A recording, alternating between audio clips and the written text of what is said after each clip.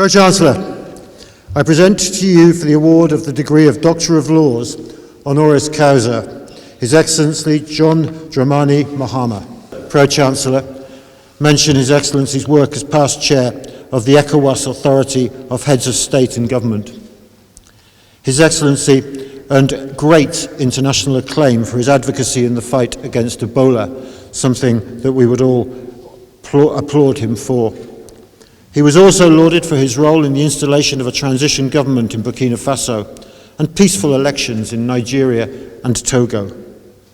His tenure as chair was characterized by many challenges which drew international attention to his statesmanship, his problem-solving skills, his dynamism, and his commitment to regional integration.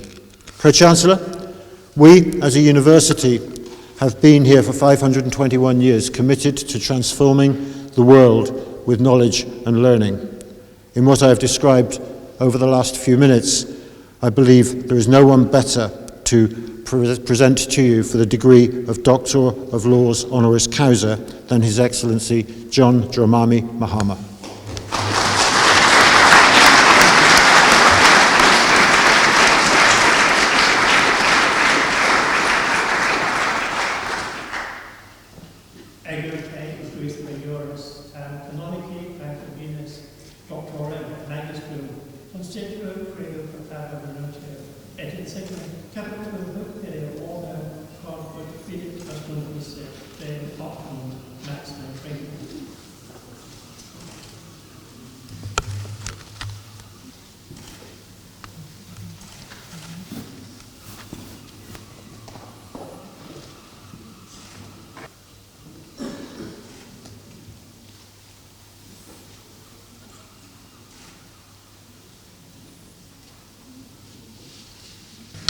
Distinguished scholars, Vice Chancellor and Principal, members of faculty, ladies and gentlemen, let me express on behalf of the good people of Ghana, my wife Lodina and my family, appreciation to the faculty and staff for this recognition and honor done me. I consider this an honor for all Ghanaians, and it is a reflection of the strides we have made as a people, both internationally and at home. I accept this Doctor of Laws honorary degree to the glory of God and dedicate it to the good people of Ghana.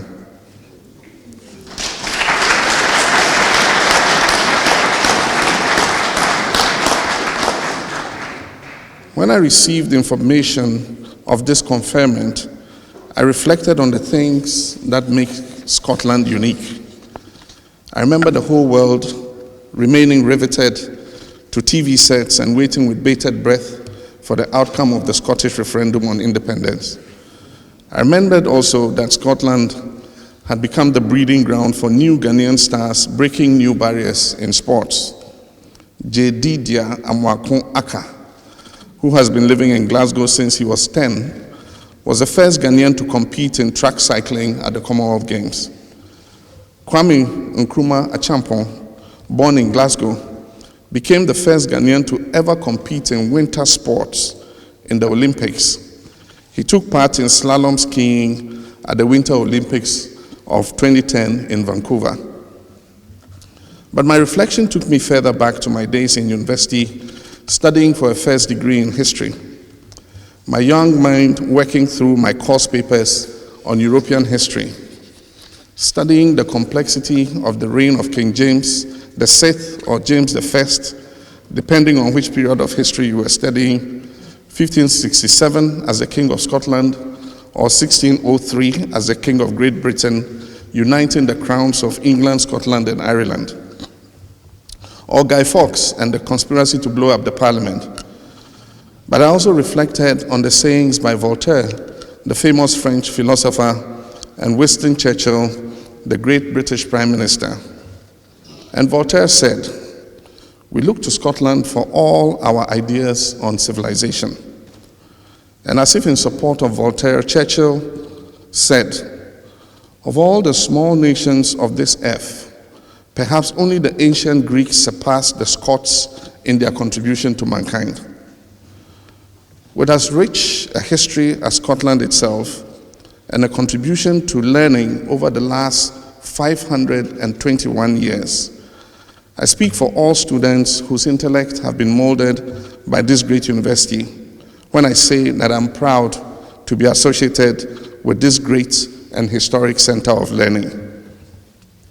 The University of Aberdeen, in its 6th century of existence, has contributed greatly to scholarship and knowledge, not only in the United Kingdom, but the world at large, including my own country, Ghana. To be associated with this ancient and renowned university through the honor bestowed on me this morning is a most humbling experience. This is especially because the University of Aberdeen, aside from its rich history, has also produced several distinguished personalities, including 5 Nobel Prize laureates. Many of my compatriots have also passed through the gates of this great institution and carry its badge of honor with much pride. Ghanaian students have benefited from the world-class tuition provided here in Aberdeen. It's also trite knowledge that the success story of Ghana's new oil and gas sector cannot be written without mentioning the University of Aberdeen. Ghana entered the oil and gas era only in the year 2011 and is still nurturing a fledgling industry. While we may have missed the halcyon days of the industry, where the commodity dominated the world's energy choices like a colossus, we have benefited from the experience of countries like Scotland on how to manage our oil and gas resources better and how to avoid the Dutch disease. Having passed a local content law to better reap the blessings of this resource, we have, together with the many companies investing in Ghana's oil and gas sector, been scrambling to develop the human resource capacity to fulfill this regulation. Scotland, and Aberdeen in particular, have been a major helping hand in this endeavor. And I dare say you may hear a hint of a Scottish accent or a little Scottish Gaelic on a rig or in a boardroom or two back in Ghana.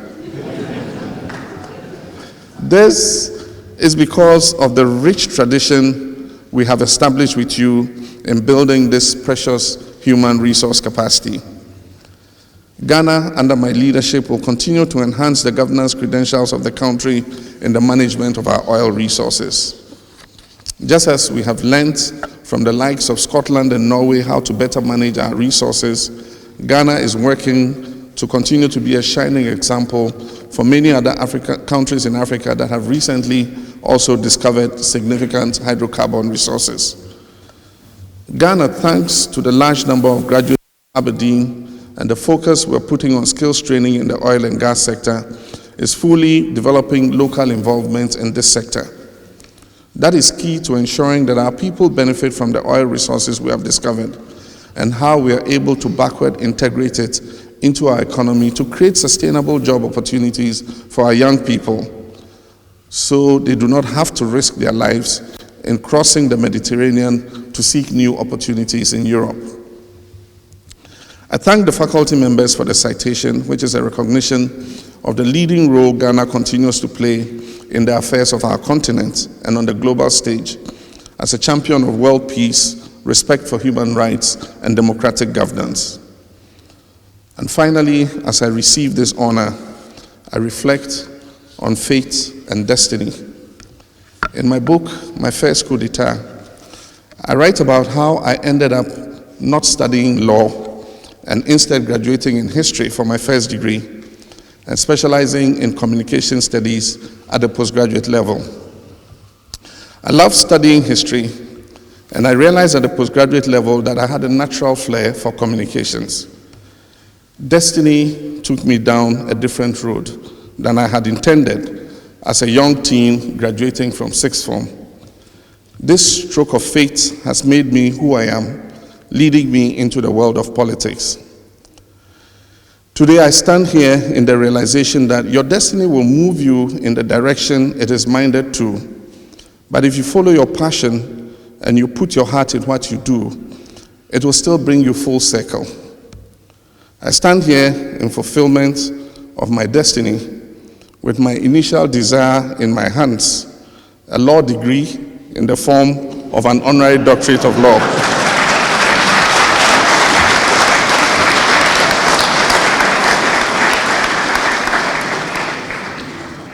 A law degree in the form of an honorary doctorate of laws from as prestigious an institution as one can find, Aberdeen University.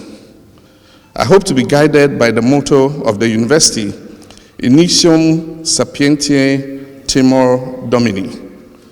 And that means the beginning of wisdom is the fear of the Lord.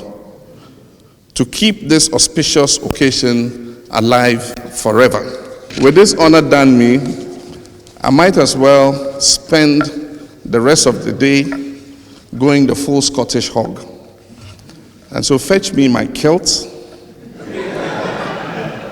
bring out the bagpipes and the Scotch whiskey, and let's have some haggis. I thank you for your kind attention. God bless the University of Aberdeen. God bless Ghana. Thank you.